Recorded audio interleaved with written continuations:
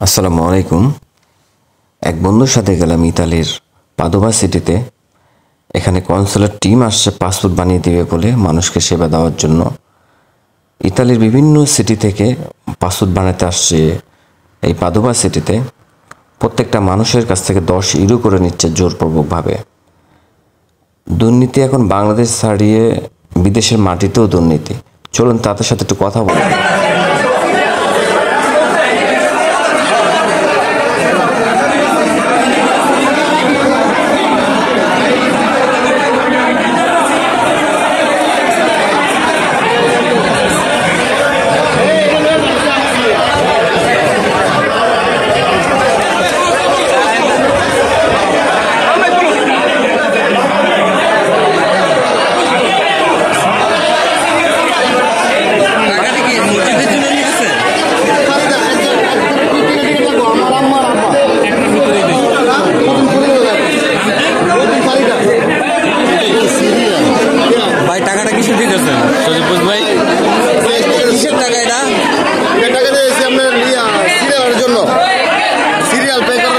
Serial pay করার জন্য টাকা দেন মাথায়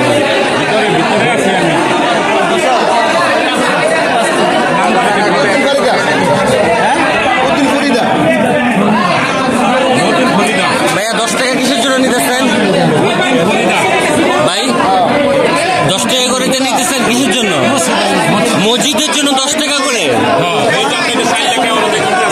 আচ্ছা, মসজিদের জন্য 10 টাকা করে নিতেছেন সবার কাছ থেকে, মানে কি জোরপূর্বক না আমরা ইচ্ছা করে দিতেছেন? ভিডিও করতেছি, সত্য কথা বলে তো আর না না সমস্যা নেই। তো সমস্যা কি তবে?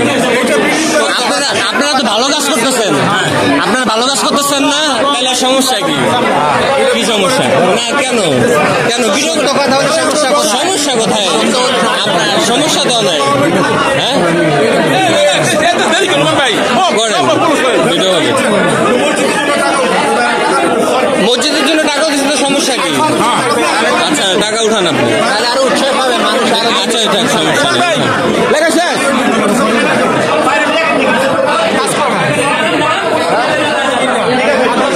ওকে ওকে ঠিক আছে, আমি যা উঠার উঠাই ফেলছি। ভিডিওতে খুব ভালো করে খেয়াল করে দেখবেন, প্রতিটা পাসপোর্টের সাথে মানুষ 10 ইউরো করে দিতেছে। তার মানে বাংলাদেশি টাকায় 1000 থেকে 1500 টাকা। মসজিদের নিয়ম হচ্ছে ভেতরে এবং বাহিরে দান বাক্স থাকবে, যা যেটা মজা সেটাই দিবে। এখন মানুষ বাধ্য হয়ে দিতেছে, না হলে পাসপোর্ট বানায় দিবে না। বাংলাদেশের সরকার কাছে বিনীতভাবে অনুরোধ, এই দুর্নীতি কবে বন্ধ হবে? বাংলাদেশের মানুষ কোথায় গেলে সেবা পাবে? মানে আমার জানা নাই, এই দুর্নীতি বন্ধ হোক। বাংলাদেশে তো সেবাই পায় না। মানুষ যে বিদেশে আসে, এখানেও মানুষ সেবার জন্য আশা করে, সেই এখানেও সেবা পায় না। কোথায় যাবে মানুষ?